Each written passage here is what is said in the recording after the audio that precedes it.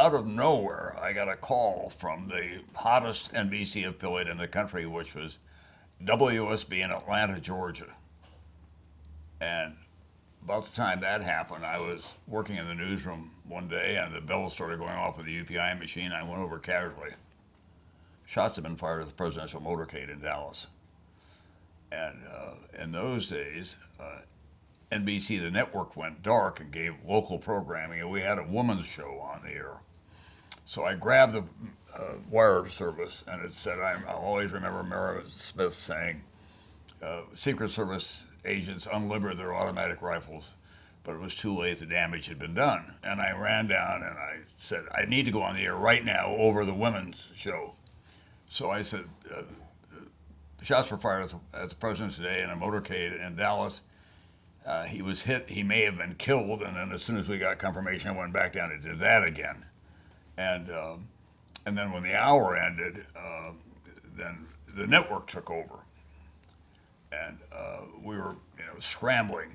There was a Midwestern Governors Conference going on in Omaha, led by Mitt Romney, the father of, and he was the governor of Michigan. It was a pretty distinguished group of governors, and we all ran down there to get his reaction to it. I actually shared it with his son, and it was George Romney who was Mitt Romney came later. It was the son. George Romney was the governor of Michigan, and I later told his son Mitt about how impressed we all were with his dad, who came out very distinguished and talked about what a grievous day it was for the country.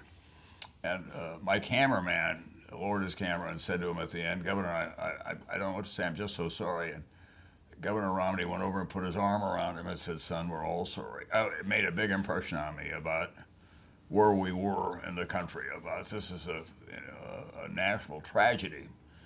So we're on the air a lot. And what I really remember, Nebraska was very conservative. They were not Kennedy people. And they were really proud of their football team, and they were scheduled to play Oklahoma on Saturday for the Big 8 title. Everything was being canceled in America. Nebraska would not cancel the game. And I went down to cover that. And Bud Wilkinson, who was the coach at Oklahoma, I don't think he looked up the entire time. I watched him on the sidelines. He just walked with his head down. Nebraska won the game. Stands went crazy. It was so inappropriate. It was so inappropriate. And Sunday, Meredith and I were in church, and the Episcopal priest gave the appropriate kind of sermon, went back, and then came back running out and said, oh my God, Jack Ruby has been killed. So I went back down to the station, but it was the network was doing most of the stuff at that point. There were local cut-ins? Not really. They didn't come to us for anything. We fed them the governor's conference and some other things, but it was the network story, and Nebraska wasn't connected to it. But what I do remember vividly at that point, I'd born in 1940, graduated from college in 1960, should have graduated in 62, graduated in 64. My life had just been on an upward trajectory. Everything had been going well, and the country was so excited. People that I knew, not all of them obviously, about Jack Kennedy and youthful vigor, and it was a new generation taking hold. Civil rights movement was beginning. And then they shot the president. Oh my God, that doesn't happen in America. This doesn't happen. I remember it vividly.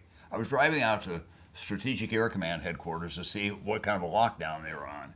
And all the way out there, I was talking to myself, my God, this doesn't happen. This is a terrible tragedy. And it was an introduction to the life that I subsequently had of, these upheavals in our culture and our history and where we are in the world.